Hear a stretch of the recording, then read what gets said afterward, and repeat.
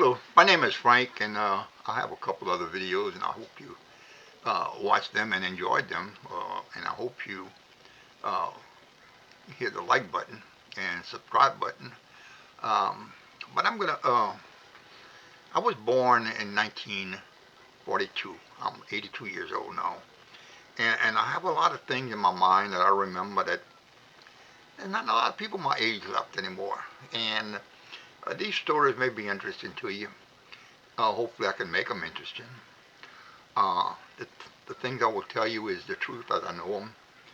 Uh, I was born at 1013 Caroline Street in Thibodeau, um, in a little greenhouse. In those days, doctors would come to your house, make house calls, and I was born in that house, uh, delivered by a doctor. And next door lived my grandfather, my mama's daddy.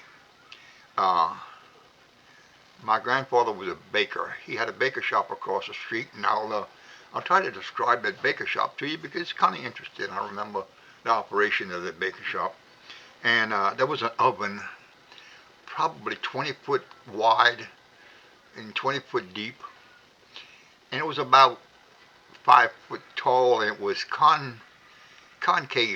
It had a round top to it. It was all made of brick.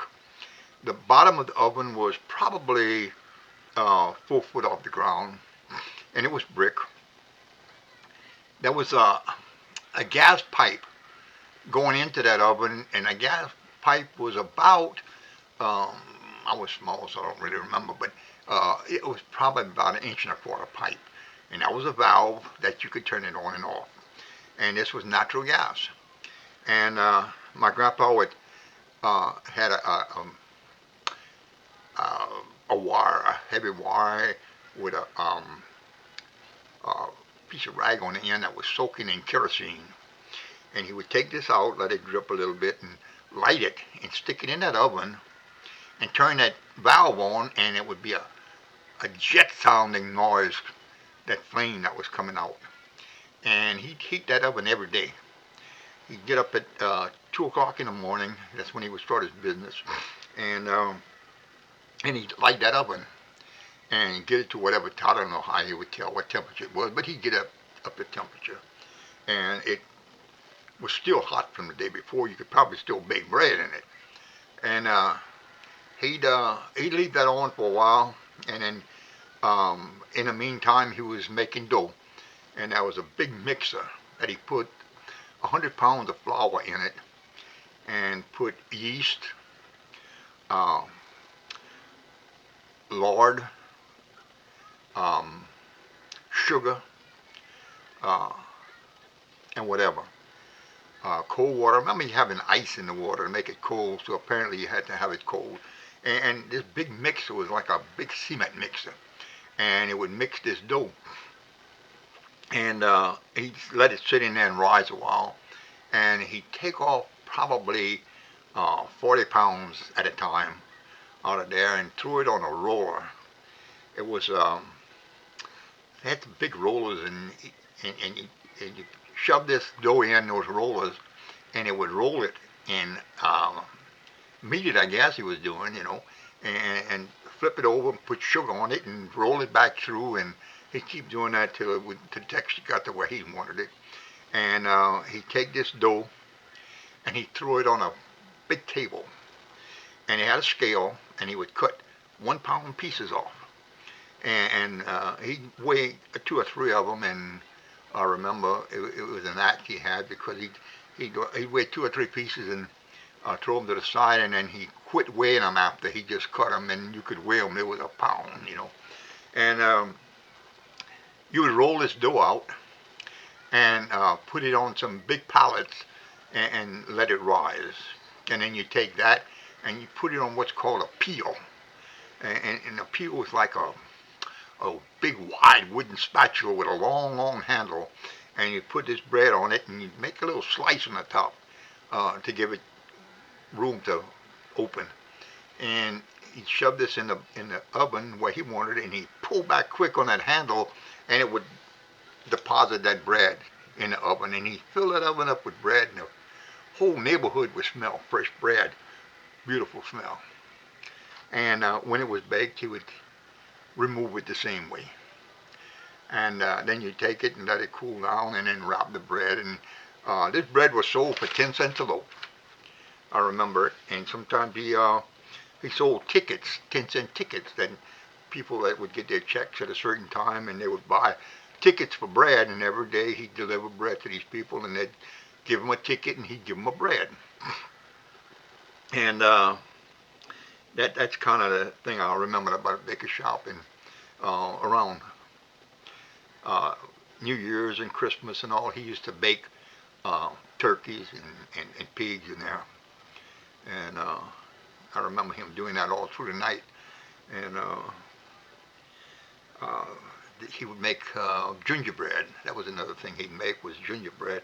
And I'm just telling you all the different things. But that, and all this stuff was sell for real cheap. It was like it was expensive at the time, because that 10 cents was a lot of money, you know. But it was nothing like $4 for a loaf. But anyway, um, but getting back to my birth, I was born in this little greenhouse, and we lived there for about a couple of years, and we moved to duplex apartment. Uh, this duplex apartment was on 200 Back Street in Thibodeau, and it was in a primarily a black neighborhood. Um, we had some good neighbors. It was real friendly people, and they'd help you as much as they could. I guarantee you, if somebody was sick, they'd come and help. I remember this. They were very friendly, and we enjoyed our neighbors. They were black, but we enjoyed them. We got along with them. Contrary to popular belief now, it wasn't as bad as people say it wasn't, although it was very unfair to some black people.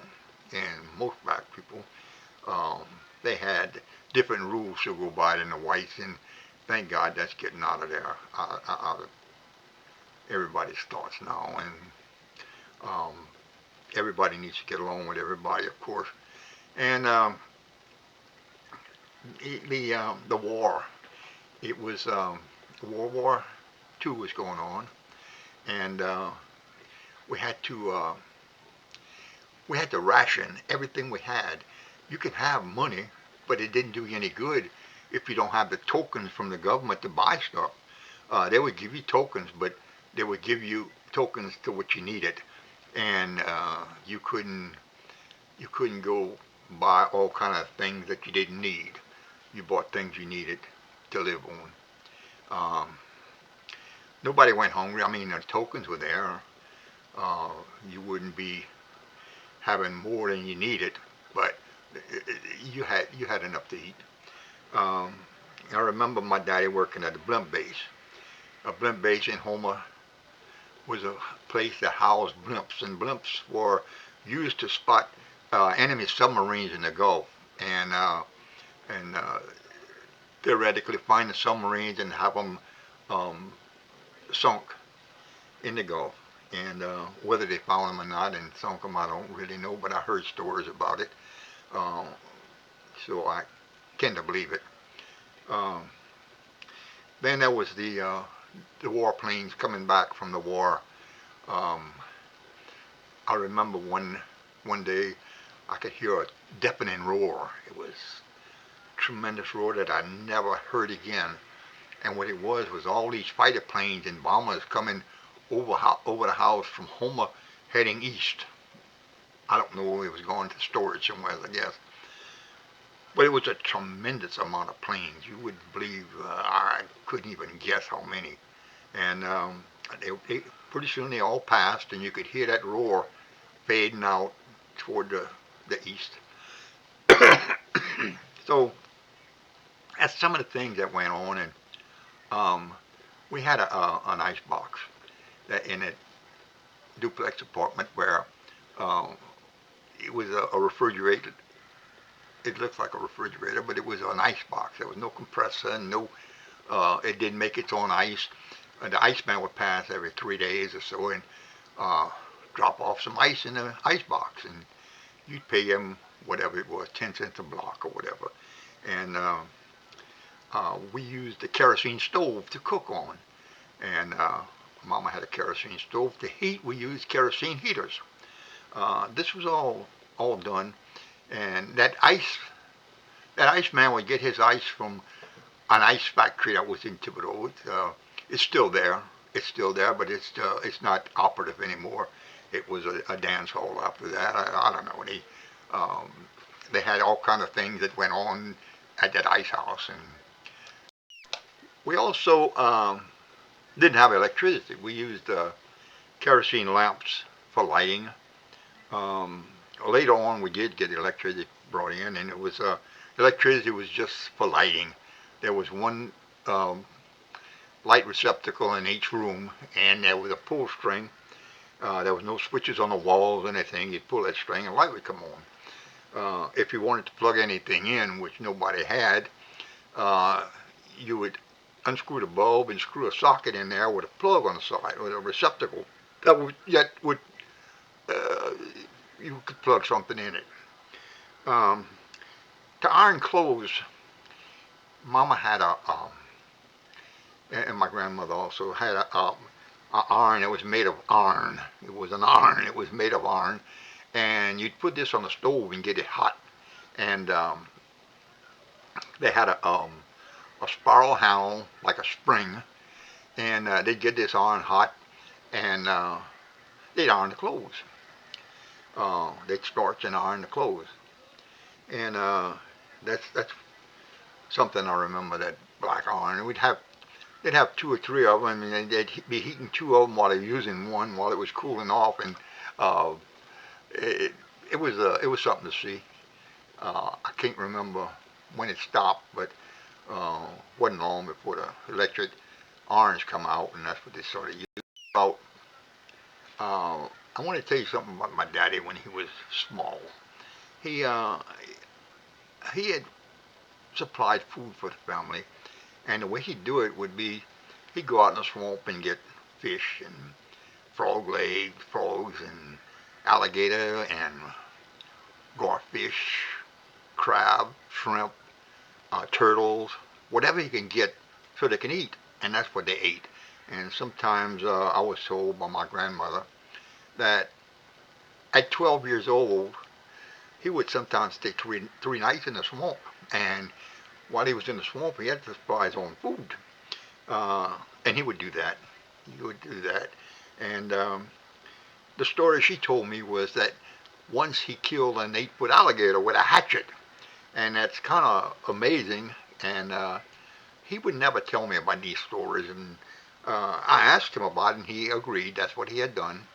And he was the type of person that um, didn't brag on himself. He was uh, he was a modest person, very fair man, a very good man.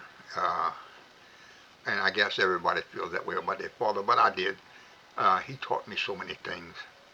Uh, he uh, he lived a good life, but he didn't live very long. He died at the age of 52 of lung cancer. He was a smoker, and and it's a good lesson. Um, Smoking, it's a terrible thing, and I talk against smoking, and I really do. And maybe I don't have a right because I used to be a heavy smoker, more than most.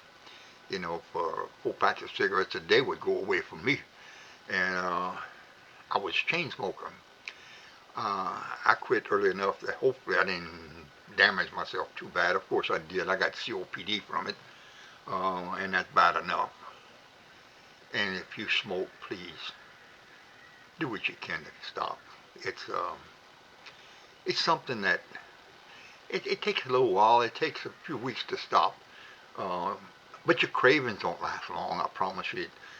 Your cravings might last a minute, maybe a couple of minutes at the most, and it only happens once.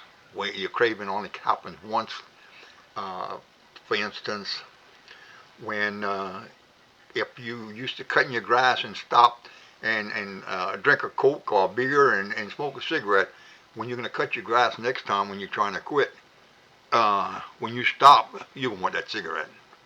and that's going to last a couple of minutes, and it'll go away and probably never happen again. But each thing that you go through, and I'm telling you this because that's what happened to me. And for me to quit smoking 4 packs of cigarettes a day, I had a lot of craving. I'd smoke when I did anything, you know. Uh, but anyway, that's enough about that part because you know the dangers in smoking. But once it hits you, it's too late. If you get lung damage, it's too late. But uh, now's the time to quit. Uh, if you need help, they got places that can help you. Uh, I quit because I had been wanting to quit, and in 1998 I had triple bypass surgery, probably related to that cigarette smoke. And I was in the hospital for at least 2 weeks, and I didn't have a cigarette in 2 weeks. So after not smoking in 2 weeks, I would have been a fool uh, to pick up another cigarette. Although I do know some people that did that, and I feel sorry for them. And um, hopefully, I made it better than they did. I with my help and mostly the good Lord's help, because that's who it takes to help you with this. Is you need to put your health in His hands sometimes. Anyway, that's what happened to me, and I'm not bragging or complaining. I'm just stating the fact. And many things happen, and I want to get back to another year, and I'll jump back and forth maybe because I'm doing this impromptu, and I'm nowhere near a genius, so I'm going to forget some stuff and remember while I'm talking. So I'll have to go back and tell you, and I hope that's okay. Uh, but I do want to tell you that about a year that's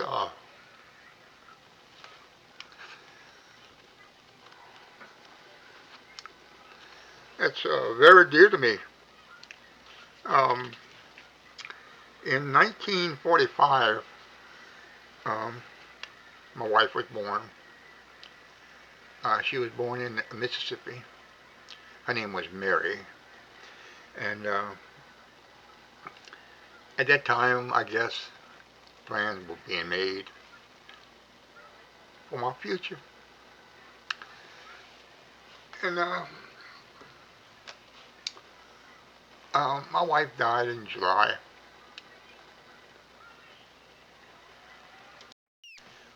She died in July of this year, 19. I'm sorry, 2024, uh, which was just about 5 months ago, and it's still kind of soft in my heart. So you excuse the blubbering. Um, Anyways, plans were being made for my future, and it turned out to be something so great. Uh, we were married for 63 years, my wife and I, and a better life I can't think of. So, but anyway, that's it was a good life. Uh, my wife was a wonderful woman, uh, and I don't mean to get off from personal stuff, but I'll get back to different things, and hopefully you'll excuse me jumping back and forth. But it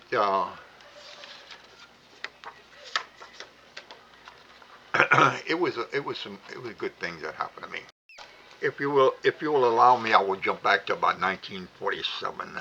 Remembering my grandpa on my daddy's side. He was he had COPD, and he was disabled, but he would do chores. He had tools to fix shoes, and he'd fix everybody's shoes, sew them and nail them together, and whatever shoemakers do. But he used to fix everybody's shoes in the neighborhood, and to my knowledge, he wouldn't charge anything. He would just fix them. Sometimes they'd give him some money, I guess. But it's something I wanted to say about my grandpa. He was he was my friend. He was my friend, and he took care of me for everything I needed. Uh, and another thing I want to jump back into is my after I was born, about 3 months after I was born, I was baptized Catholic, at St. Joseph Catholic Church in Thibodeau, and it's still there. And it's uh, uh, I remember things about that church, and I remember the organ playing when I was older. I remember my first communion there. Uh, Everything, some good memories, real good memories. And later on, we I started school in Thibodeau, and somewhere in the school, in the first school year, we moved to Grand Isle. Um, Something that used to happen to my mama, she was epileptic. She used to have seizures, and she would kind of know when a seizure was coming on, and she'd lock us in the same room that she was in, and lock the door so we wouldn't stray, 'cause we were just little bitty kids. And she'd lay on the bed, and and and and she would foam from the mouth, and she would have a epileptic seizure. And after it was over with, she'd clean up and open the windows and the doors, and everybody go back to their business. And this would happen maybe twice a week. So we was gonna move to Grand Isle.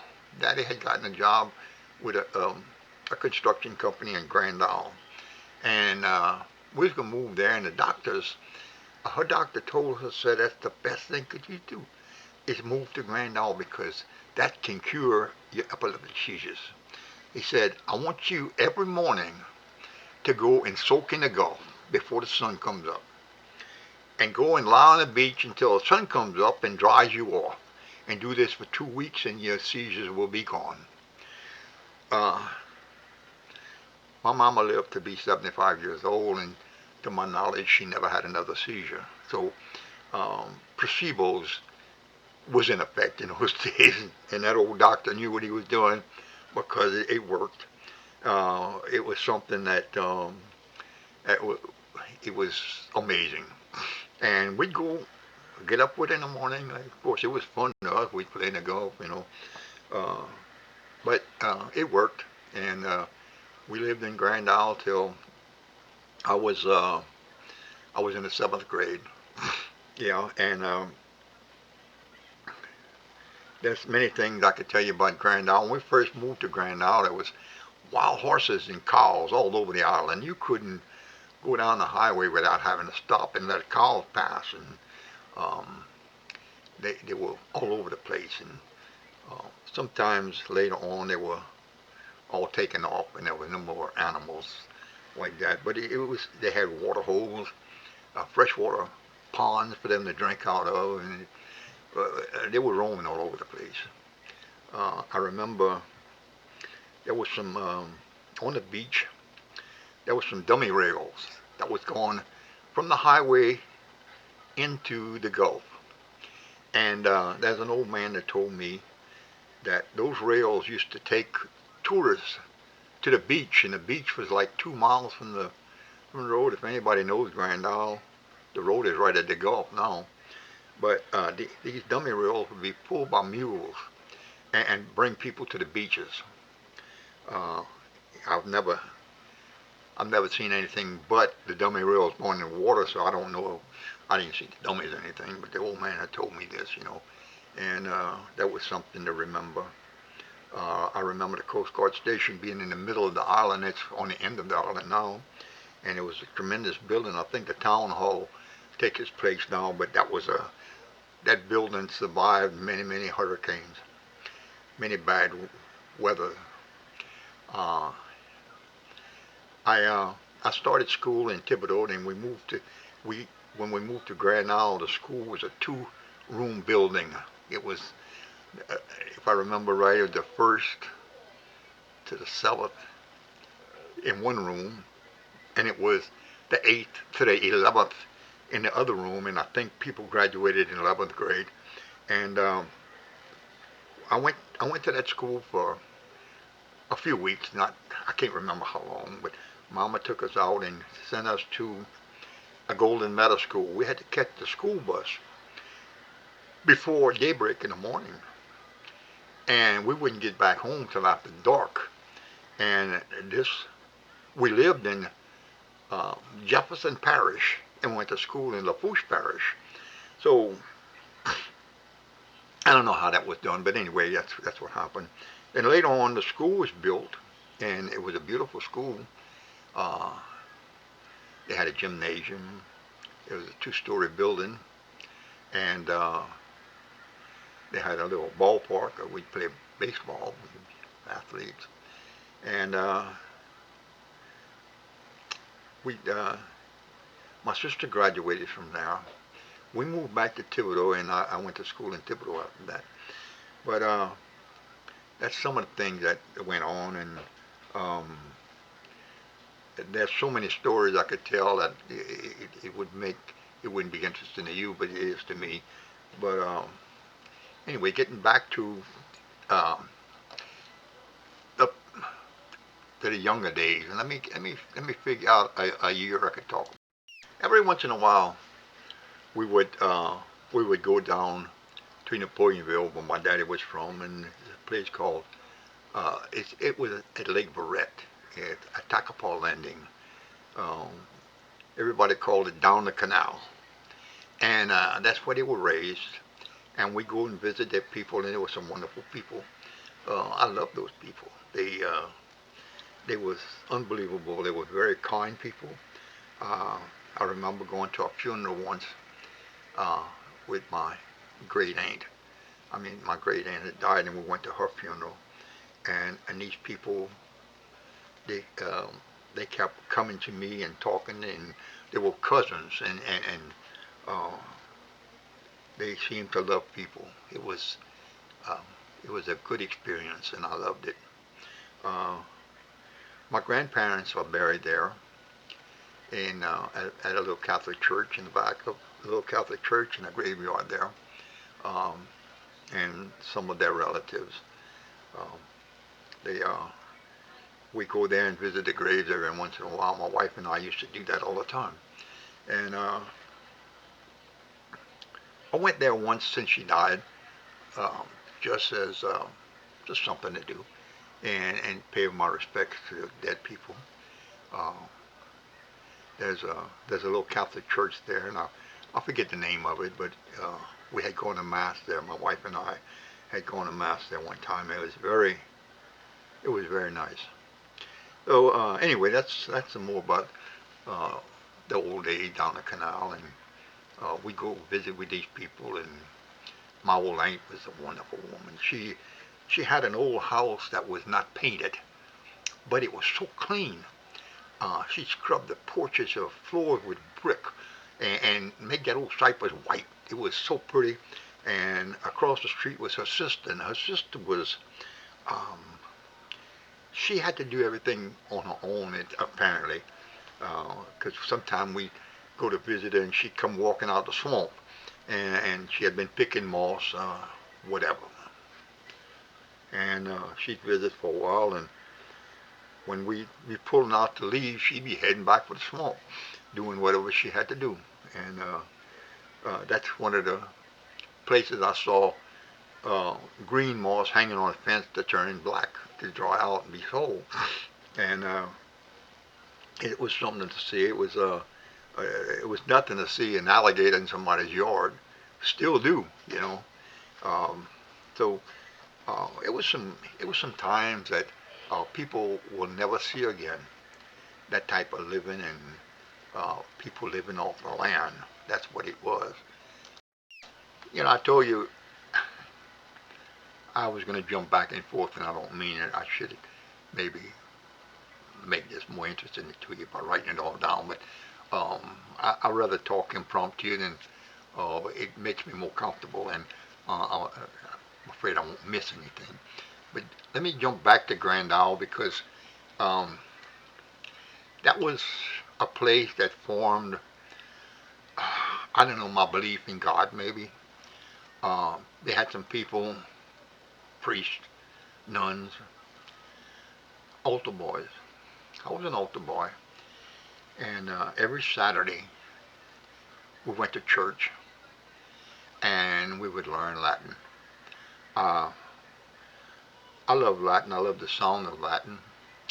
I like to pray in Latin. And before this video is over, if you will, I'll say a prayer in Latin just to make you, so you'll know how it sounds, you know. Um, Hopefully I can make it sound right. But anyway, we would study Latin and we would, of course, prayers for Mass is what we were doing. And, uh, and the priest would teach us. And when other kids was at home watching cartoons on the Saturdays, we was at church learning Latin. And I say we, but there wasn't a lot of older boys, but there was some.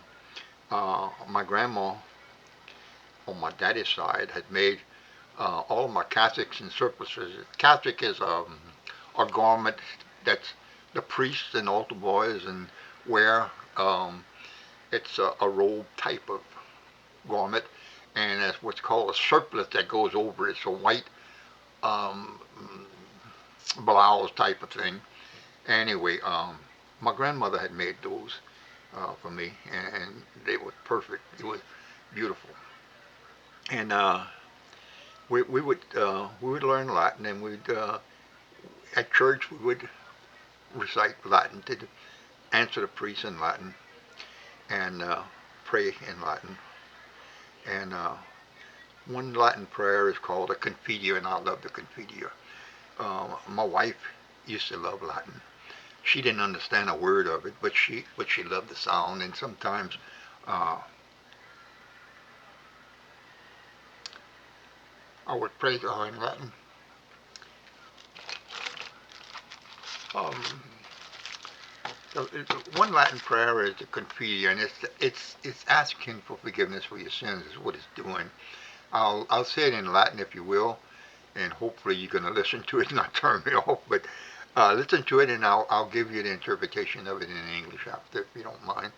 And it's Confiteor Domino Somni Potenti, Beata Maria Semper Virgine, Beata Michael Arcangelo, Beatum Ioanna Baptistum, Sanctus Apostlos et Petra et Palam Omnibus Sanctus et Tibi Pater, cogitatione verbo opere, mea culpa, mea maximum culpa, ideo precor, Beata Maria Semper Virgine, Beata Michael Arcangelo, Beatum Ioanna Baptistum, Sanctus Apostlos et Petra et Palam Omnibus Sanctus et Tibi Pater, orare for me ad hominum Deum nostrum. And that's what it sounded like. And Mary, my wife, used to love the sound of it. And I'll tell you what these words are, and it's just a personal confession is what it is. And I love to say that before I request anything. And and it goes, I confess to Almighty God, to Blessed Mary, ever Virgin, Blessed Michael the Archangel, Blessed John the Baptist, Holy Apostles Peter and Paul, and to all the saints, and to you, Father, to pray these through my most grievous fault. And I beseech Blessed Mary, ever Virgin, Blessed Michael the Archangel, Blessed John the Baptist, Holy Apostles Peter and Paul, and to all the saints, and to you, Father, to pray to the Lord our God for me. And that's what it means in English. And um, I remember I asked the priest sometimes to pray for me for different things, and once I had my finger cut off, right here, and it doesn't bend anymore. You can see it.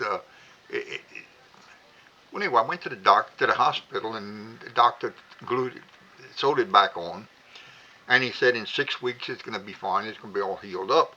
6 weeks passed, and the skin did heal, but the bone didn't catch, and it would flop around. And I like to talk about miracles, and this is, I consider one. Anyway, after 6 weeks, I went to the doctor, and he looked at it and was flopping around, and he took an X-ray of it, and he said, "Look," he said, "well, I'm about to take that finger off." And I said, "Well, doc," I said, "why?" He said, "Because it's not going to catch. It's not going to go together." He said, "It's impossible. It won't work. It won't go together." I said, "Well, let's let it stay on there for a while. I'm gonna let's let it a little longer." He said, "Okay, I'll give you 6 more weeks," but then he said, "I will have to take it off." I said, "Okay." So that Sunday, I went to Mass, and uh, After Mass, the priest was in the back. It was a Vietnamese priest. And I went to him. I said, I had a little bandage you could slide on and off. And I slid the bandage off. And I thought, pray for this finger. He said, what's wrong? I said, it won't connect together. And I said, the doctor said it's impossible. It won't hook up. And he said, do you believe it's going to work if I pray for it? I said, yes, I do believe. So he did. He prayed for it. And that night, I was sleeping and I woke up with a terrible pain in my finger. Unbearable. So I slid the bandage off, thinking I was going to let it rest, and slid the bandage back on before I go to sleep. Well, I slid the bandage off and I fell asleep. The next morning it was hooked like this. So 6 weeks passed and I went back to the doctor and he said, I met him in the hall. I said, boy, he said, I hate to see you. I said, I don't know why, Doc. I kind of like you myself. He said, I like you too. That's why I hate to see you. He said, go in the room. We're going to talk about taking the finger off. So I went in the examining room and sat there waiting for him to come. And he said, well, he came in and he said, we're going to have to make arrangements at the hospital to reserve the operating room. And I said, why, Doc? It's hooked. He said, it can't be. It's impossible. I said, it's hooked, Doc. And it is. It doesn't bend, but it's hooked. And that's what I'd asked for. It's a miracle, I think. It's if it's not, I like to think it is because it saved me getting my finger cut off. But I can't lose too many more. I already lost one on the other hand. But anyway, it's something good to think about and something I like, and uh, I hope that prayer doesn't aggravate you. But I say it every night. I love it. Um, I would. Now, I wanted this video to last about 30 minutes just to, so you don't get bored with it, because I got some other subjects and they got so many things I remember that I want to say, but it would take so long to say them. Um, uh, One day I'm going to sort them all out and get the best ones out, best ideas I got in my brain out, and bring up some old memories. And but this is just old time things that I remember. Um, I could tell you so many different things about the place I was born, about Grand Isle, the place I live now, and it's hopefully it would be interesting to you. Um, I guess you could say this is old grandpa stories. I remember my grandma, and we'd ask her, said, we call her Mom. Said, Mom, tell us about the old days, the old times. And the old times to her was like um, 40 years ago, I guess. Yeah, 40 years. But the old time for me is 83 years. But anyway, I hope this didn't bore you. I hope you listened to it all the way through. I hope you liked it at least enough to press the like button and the subscribe button. I would appreciate that very much. Um, Next video I'm gonna make, I'm gonna write it down so it's not impromptu. Maybe it'll be better. Um, but before I leave, I do want to say God bless you all and thank you very much for listening to this. Uh, I love I love telling stories. I love to tell jokes. I'm a comedian. I love to tell jokes, and one day I'm gonna put some together and tell some, and uh, hopefully you'll like that. Um, but in the meantime, think of God every day. It won't hurt you. It'll help you. Um, if you're a Christian, and if you are Christian, you're not, think about what you're losing, because death is not the end of life. They have life after death. Um, I'm sure of that. And I would say to you, God bless you. And whenever you say your prayers, if you say your prayers, think of this old man, please. God bless you.